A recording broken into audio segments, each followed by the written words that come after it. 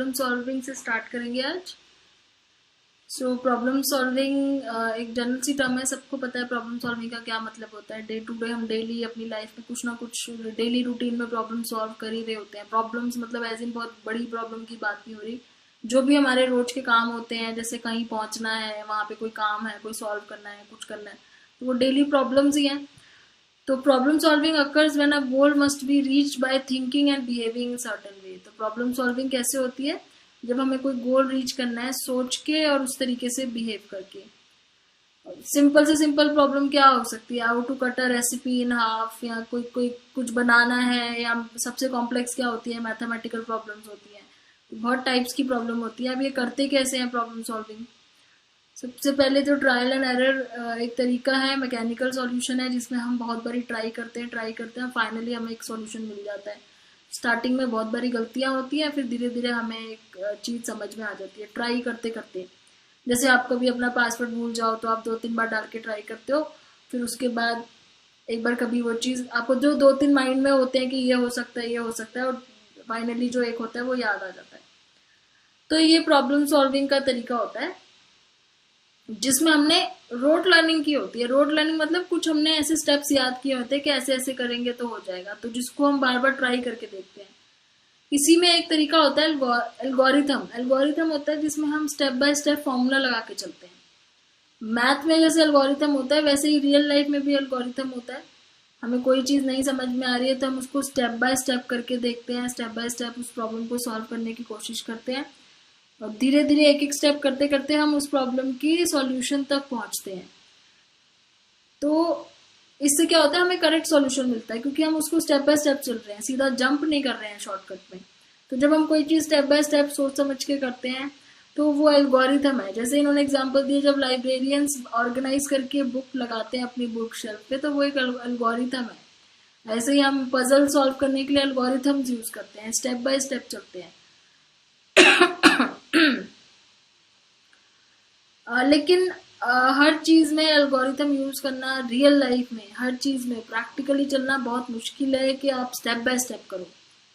Suppose यहाँ पे कोई अपनी पिन भूल जाए फोन की, और वो स्टेप बाय स्टेप कर रहा है कॉम्बिनेशन, 0 से लेके 9 तक सारे कॉम्बिनेशन लगाना है, ठीक है, 0 1 2 3, फिर 1 1 2 3, ऐसे करते करते हर चीज लगा के देख रहे हैं स्टेप बाय स्टेप।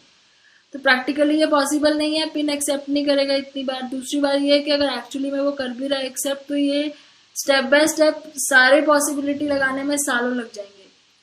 तो इस तरीके से हम रियल लाइफ की प्रॉब्लम में हर चीज में स्टेप बाय स्टेप की जो प्रोसीजर है वो यूज नहीं कर सकते। तो हम रियल लाइफ में प्रॉब्लम सॉल्व करने के लिए क्या करते हैं? अपने डेली रूटीन में हम यूरिस्टिक का यूज करते हैं। यूरिस्टिक्स होता है शॉर्टकट्स का यूज करना। शॉर्टकट मतलब एज इन एजुकेटेड गेस लगाते हैं बेस्ड ऑन प्रायर एक्सपीरियंस। जो हमारा पुराना एक्सपीरियंस है उसके बेस पे हम एक एजुकेटेड गेस लगाते हैं, गेस वर्क करते हैं कि ये हो सकता है, तो ये गेस लगाते हैं हम, क्योंकि हम हर चीज स्टेप बाय स्टेप रियल में नहीं कर सकते। इतना टाइम नहीं कि हम डे टू डे हर चीज स्टेप बाय स्टेप एक एक करके पहले ए फिर बी फिर सी करके देखें। तो हम इसमें ह्यूरिस्टिक का यूज करते हैं, जो कि एक फास्टर मेथड है, पर इसमें एरर होने के चांसेस ज्यादा होते हैं, क्योंकि ये शॉर्टकट है, ये हम गैस लगा रहे हैं, और जहाँ गैस लगाते हैं वहां पे एरर होने के चांसेस ज्यादा होते हैं। कॉग्निट ऊपर जो एल्गोरिथम था उससे ये फास्ट है, लेकिन एल्गोरिथम में सॉल्यूशन करेक्ट मिलता है, ह्यूरिस्टिक में सॉल्यूशन गलत भी हो सकता है। सो इसमें आगे चलते हैं। एक इन्होंने टाइप ऑफ ह्यूरिस्टिक्स बताए हैं। एक होता है रिप्रेजेंटेटिव ह्यूरिस्टिक। रिप्रेजेंटेटिव ह्यूरिस्टिक मतलब कोई ऐसी चीज जिससे मिलती जुलती चीज आपने पहले देखी हुई है, आप उसके बेस में नई चीज को भी उसी कैटेगरी में डाल के वही सॉल्यूशन यूज करने की कोशिश करते हो जो आपने पहले किया था। तो categorising objects simply assume any object or person that share characteristic with the member of particular category is also a member of that category. So this is a handy tool when comes to classifying plants but does not. तो ये कह रहे हैं कि जैसे हमें plants को classify करना है तो हम उसको पुराने एक्सपीरियंस के बेस पे क्लासीफाई कर देते हैं कि उससे मिलता जुलता दिख रहा है तो ये उस कैटेगरी में आएगा। लेकिन एक्चुअली में हम ये लोगों पे अप्लाई नहीं कर सकते।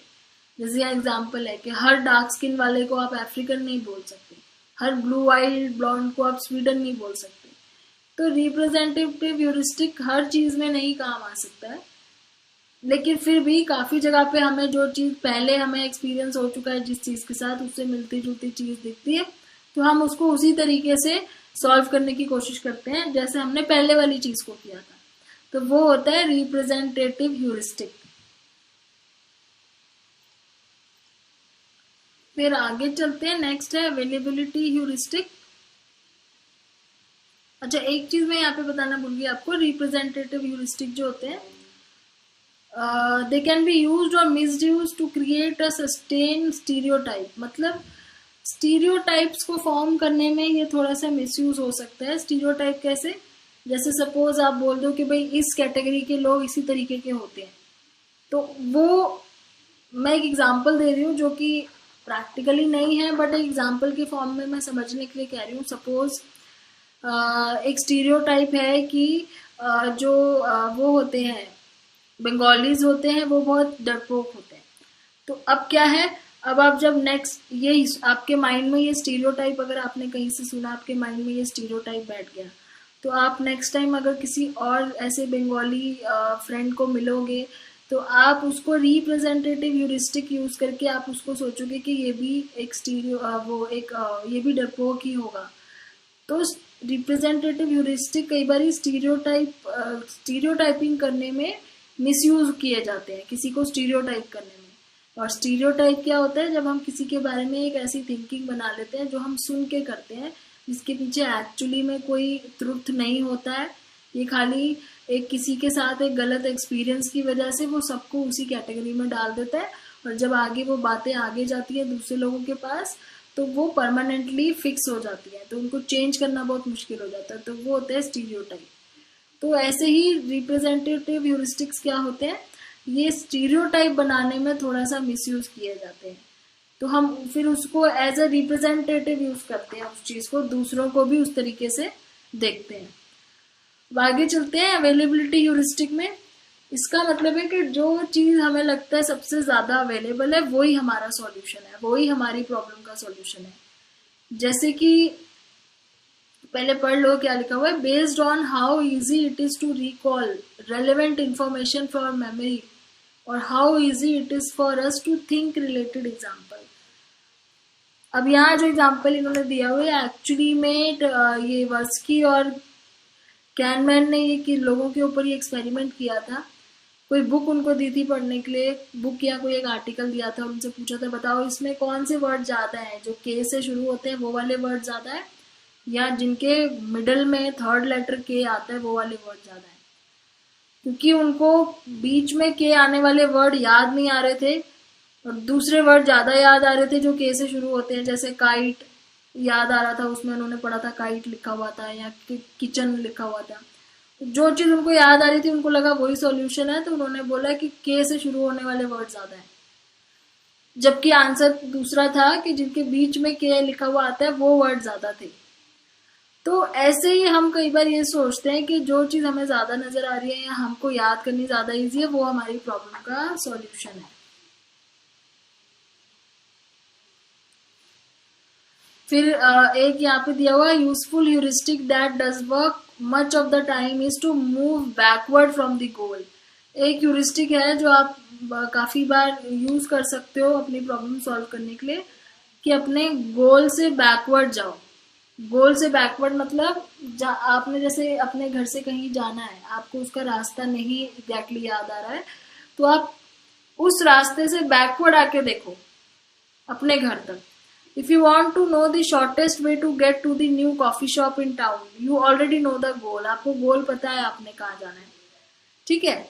There are probably several ways to get there from your house. Some are shorter than the others. Assuming that you have the address of the store, for many the best way to determine shortest route is to look up the location of the store on the internet. तो आजकल तो इसमें लिखा हुआ है कि हम जैसे इंटरनेट यूज करते हैं उसमें शॉर्टेस्ट रूट ऑलरेडी जीपीएस में दिखाई देता है। पर जब वो फिजिकली, जब इंटरनेट नहीं है आपके पास, अगर टेक्नोलॉजी नहीं है, आप फिजिकली कोई चीज करना चाहते हो, तो आप मैप को लेके बैठोगे और उसके बाद उसमें आप शॉर्टेस्ट रूट बैकवर्ड, उस मैप को देखते हुए, उस कॉफी शॉप से बैकवर्ड देखते हुए आओगे अपने घर का शॉर्टेस्ट रूट क्या है। तो ये भी एक तरीका होता है, यूरिस्टिक तरीका है अपनी प्रॉब्लम को सॉल्व करने का, कि बैकवर्ड चल के देख लो। अब इसमें जरूरी नहीं है कि आप कहीं जाने के लिए ये मेथड यूज करो। आप कोई प्रॉब्लम भी सॉल्व कर रहे हो, आपसे नहीं हो रही है, तो आप उसको बैकवर्ड सॉल्व करने की कोशिश कर सकते हो। Sometimes it is better to break the goal down into sub goals. कई बार ये कह रहे हैं कि ये भी ठीक होता है कि आप अपने गोल है ना, जो बड़ा हुआ गोल है, जो बड़ा प्रॉब्लम है, उसको छोटे छोटे गोल्स में डिवाइड कर दो, छोटी छोटी प्रॉब्लम में डिवाइड कर दो। तो बड़ी प्रॉब्लम सॉल्व करने में मुश्किल होती है, इजी लगता है कि बहुत बड़ी प्रॉब्लम है, नहीं हो पाएगी, लेकिन जब हम उनको छोटे छोटे टॉपिक्स में डिवाइड कर देते हैं तो वो जल्दी सॉल्व हो जाती है। तो ये सारे टेक्निक्स प्रॉब्लम सॉल्विंग के ही हैं। एक और है, एक ह्यूरिस्टिक और है, means end analysis. Means end analysis का मतलब, a person determines the difference between current situation and the goal and then tries to reduce that difference by various means. तो पहले ये देखो कि आपकी करंट सिचुएशन आपके गोल से कितना दूर है, और उसके बाद तरीके निकालो कि वो दूरी कैसे कम हो सकती है, आप अपने गोल के पास कैसे जल्दी जा सकते हो, तो वो कैसे वो कम हो सकता है वो डिस्टेंस, तो उसको बोलेंगे मीन्स एंड एनालिसिस। आगे है, नेक्स्ट तरीका है ह्यूरिस्टिक के बाद तीसरा जो मेथड है वो है इंसाइट। और इंसाइट के बारे में हम ऑपरेंट कंडीशनिंग में पढ़ चुके हैं, जहाँ पे हमने चिंपांजी सुल्तान के बारे में पढ़ा था, जिसपे कोलर ने अपना एक्सपेरिमेंट किया था इंसाइट लर्निंग का। तो इंसाइट लर्निंग क्या होती है? When the solution of a problem seems to come suddenly to the mind. जब कोई प्रॉब्लम का सॉल्यूशन सडनली हमारे माइंड में आ जाता है तो उसको हम इंसाइट लर्निंग बोलते हैं। सो आगे चलते हैं।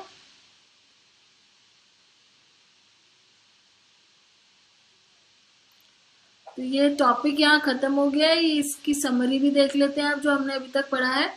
मेंटल इमेजरी क्या होती है? मेंटल इमेजेस होती है जो रिप्रेजेंटेशन होती है हमारे माइंड में चीज़ों की। मेंटल इमेजेस हम लोग इंटरेक्ट करते हैं मेंटल इमेजेस के साथ, जैसे एक्चुअली में हम फिजिकल इमेज के साथ कर रहे हैं, जैसे स्कैन करना मैप को, रोटेट करना चीज़ों को। मेंटल मैप जो होते हैं वो ब्रेन में प्रोसेस होते हैं। और seeing as opposed to seeing actual image जब हम देखते हैं तो उसमें कुछ और प्रोसेस होते हैं, मेंटल मैप में कुछ और प्रोसेस होते हैं। तो जब हम देख रहे होते हैं आंखों से तो आई से विजुअल कॉर्टेक्स पे जाती है इन्फॉर्मेशन, फिर अदर कॉर्टिकल एरियाज में जाती है। और जब हम मेंटल मैप बना रहे होते हैं तो हमारे कॉर्टिकल एरिया से इन्फॉर्मेशन विजुअल कॉर्टेक्स में जाती है, क्योंकि इसमें आईज का कोई रोल नहीं होता। फिर कॉन्सेप्ट की बात की थी। कॉन्सेप्ट क्या होते हैं? आइडियाज होते हैं जो किसी क्लास और कैटेगरी को रिप्रेजेंट करते हैं। Are used to interact organize information को ऑर्गेनाइज करने में हेल्प करते हैं। डिफरेंट टाइप्स के होते हैं, जैसे सबऑर्डिनेट जनरल कॉन्सेप्ट हो गया, बेसिक लेवल कॉन्सेप्ट हो गया जो थोड़ा सा स्पेसिफिक होता है, सुपर ऑर्डिनेट जनरल होता है, बेसिक लेवल स्पेसिफिक होता है, और सब ऑर्डिनेट सबसे ज्यादा स्पेसिफिक होता है। Can be well defined based on strict criteria. जो स्ट्रिक्ट रूल से हम लोग बनाते हैं कोई कॉन्सेप्ट उसको फॉर्मल कॉन्सेप्ट बोलते हैं, और जो थोड़े से फ्लेक्सिबल रूल से बनता है उसको नेचुरल कॉन्सेप्ट बोलते हैं। प्रोटोटाइप क्या होते हैं? जो किसी भी एक कॉन्सेप्ट को बेस्ट रिप्रेजेंट करते हैं, वो प्रोटोटाइप होते हैं जो एक्सपीरियंस और एक्सपोजर और कल्चर के बेस पे बनते हैं।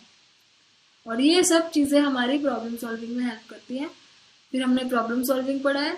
प्रॉब्लम सॉल्विंग में थिंकिंग होती है and behaving in a certain way to reach a goal. Different strategies इसमें इन्वॉल्व है, जैसे ट्रायल एंड एरर है, एल्गोरिथम है, ह्यूरिस्टिक है जिसमें हमने डिफरेंट टाइप्स की पढ़ी। फिर इनसाइट लर्निंग है जो सडनली जब हमें किसी चीज़ का सॉल्यूशन मिल जाता है। तो ये छोटा सा एक क्विज है जिसको मैं वीडियो खत्म होने से पहले ये क्विज भी डिस्कस कर लेती हूँ। मेंटल इमेजेस क्या है? Represent abstract ideas, have a picture like quality, consist entirely of unconscious information, are always prototypes. तो इसमें क्या आएगा आंसर मेंटल इमेजेस का? तो इसमें मुझे सबसे ज़्यादा जो वो लग रही है रिलेटेबल आंसर लग रहा है, वो लग रहा है have a picture like quality, क्योंकि यही अभी तक हम ऊपर बात कर रहे थे कि जैसे हम एक्चुअली में कोई चीज़ देख रहे हैं तो मेंटल इमेजेस भी वैसी होती हैं। नेक्स्ट है knowing that definition of psychology is the scientific study of behaviour and mental process is an example of. Okay, तो ये कह रहा है कि हम सबको पता है कि साइकोलॉजी की डेफिनेशन क्या है, कि वो एक साइंटिफिक स्टडी है बिहेवियर की और मेंटल प्रोसेस की। तो ये किस में आएगा? प्रोटोटाइप कॉन्सेप्ट में आएगा, नेचुरल में आएगा, फॉर्मल में आएगा, मेंटल इमेज में आएगा। मेंटल इमेज में नहीं आएगा, प्रोटोटाइप में भी नहीं आएगा, नेचुरल, क्योंकि ये साइंस की डेफिनेशन की बात हो रही है तो हमने पढ़ा था मैथ्स और साइंस फॉर्मल कॉन्सेप्ट में आते हैं। सेकेंड, थर्ड है a rule of thumb is another name of. तो कौन सी वाली टेक्निक है जिसको हम रूल ऑफ थंब भी बोलते हैं? वो है heuristic technique. Question number 4, what type of problem solving strategy would be best to use when solving a problem in algebra class? तो algebra मैथमेटिक्स में सबसे ज्यादा अच्छा तरीका क्या है प्रॉब्लम सॉल्व का? Algorithm. Miguel was struggling with answer to one of the question on his psychology midterm. Seeing that the answer was not going to come easily, he went on to answer some of the other easier questions. Then suddenly the answer to the question just seemed to pop into his head. तो ये बहुत simple सा question है। ये पूछ रहा है कि मिगेल को एक आंसर सॉल्व करने की कोशिश कर रहा था, बहुत देर से उसको आंसर नहीं मिला, तो उसने उसको छोड़ के बाकी क्वेश्चन सॉल्व करने शुरू कर दिए, और बाकी क्वेश्चन सॉल्व करते करते उसको सडनली उसका आंसर याद आ गया जिसके बारे में वो पहले सोच रहा था। तो ये कौन सी टाइप की प्रॉब्लम सॉल्विंग टेक्निक हो गई? इनसाइट लर्निंग वाली। यहाँ पे ये वीडियो अभी खत्म करते हैं, आगे का टॉपिक नेक्स्ट वीडियो में डिस्कस करेंगे। Thanks for watching.